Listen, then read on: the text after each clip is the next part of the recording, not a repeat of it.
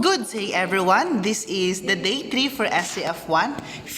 So for our topic, we have the physical education of Rome, Dark Ages, Feudalism, and Renaissance period. I am still your instructor, Andre Bergante Cabrera. So let's start our discussion. For our objectives, at the end of the lesson, the students should be able to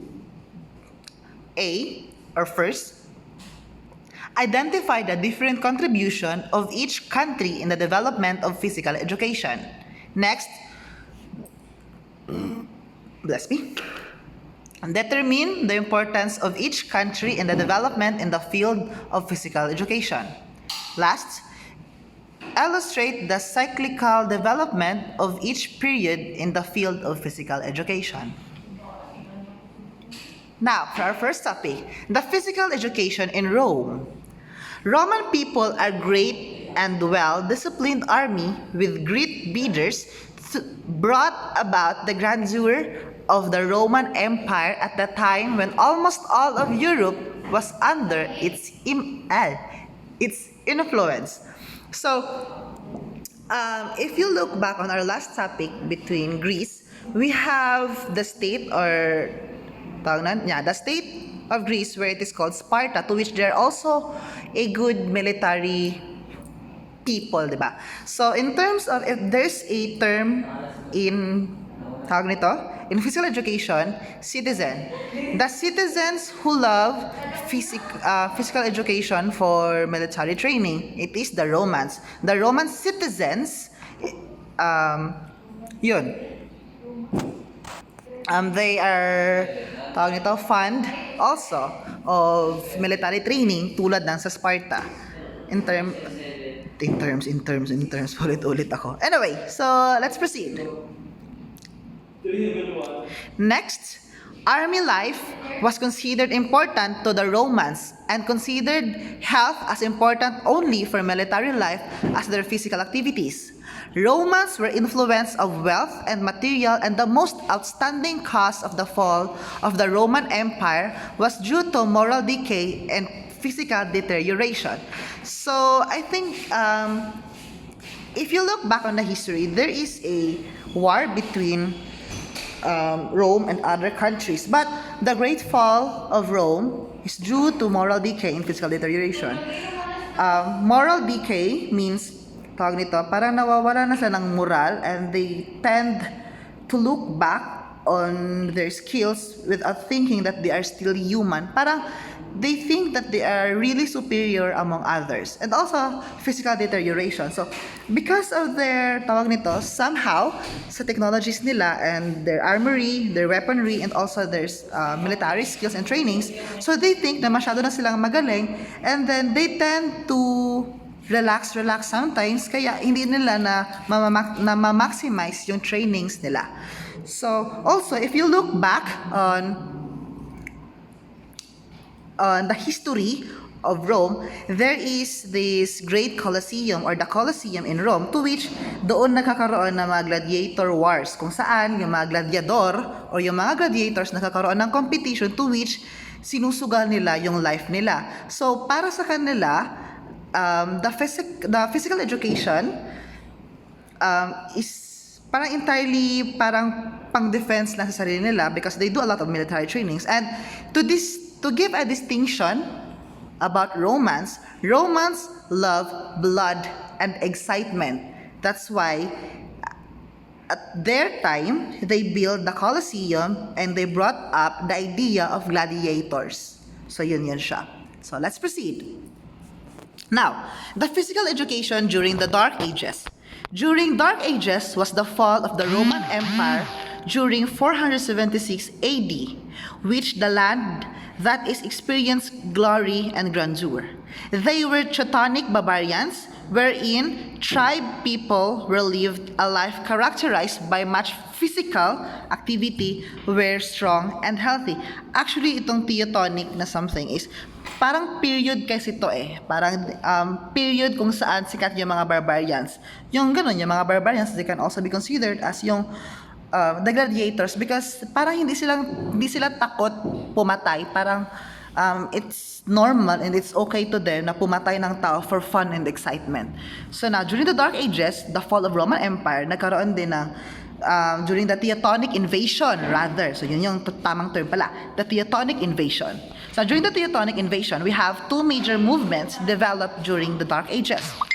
We have the asceticism, but there are some books I've read that is actually asceticism. But for now, we will be using asceticism. So now, asceticism, a belief that one can attain high spiritual level through solitude, mortification of the flesh, and devotional contemplation.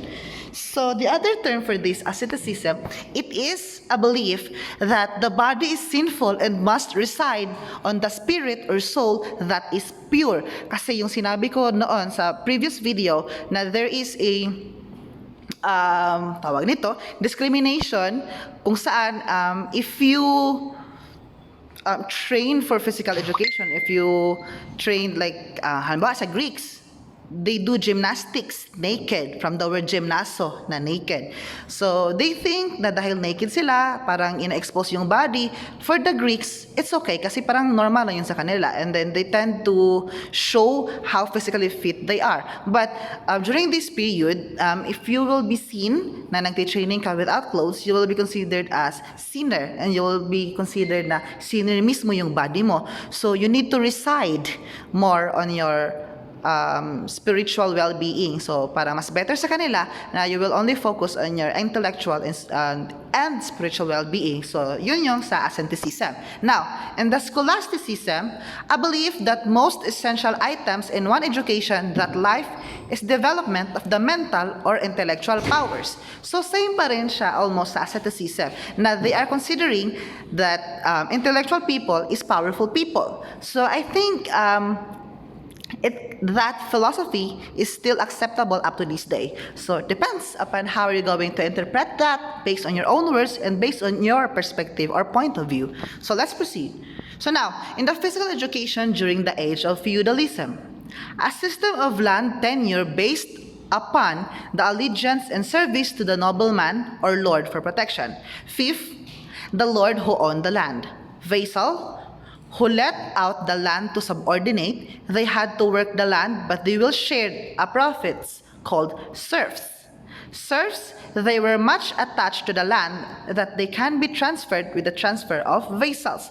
So you need to take note, the fifth, vassal and serfs. Ulitin ko, fifth, landowner.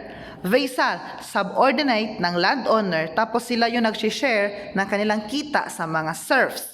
Serfs, they were much attached to the land.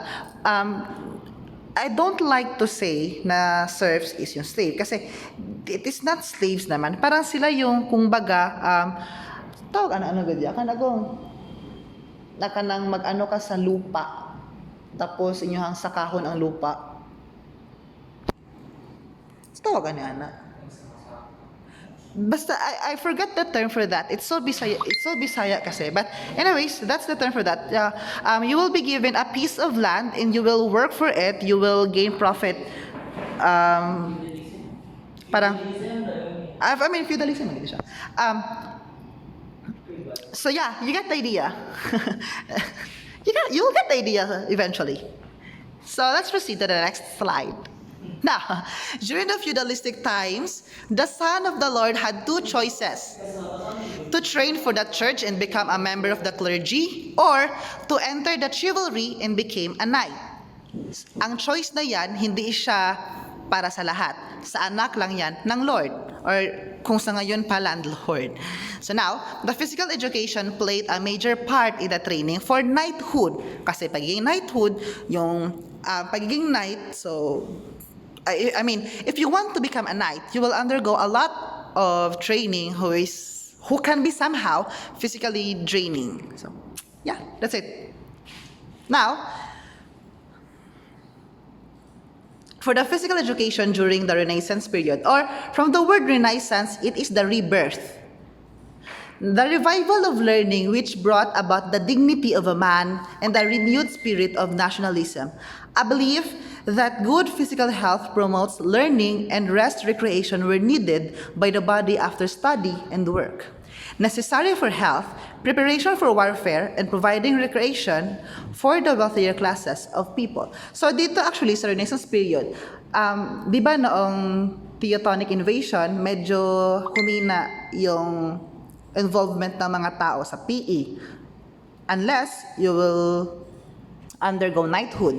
So dito sa Renaissance period, during the rebirth, nagkaroon actually ng rebirth ang PE because of the two activities. It is first the bodybuilding and sports fitness contests, and the sports contests, I presume.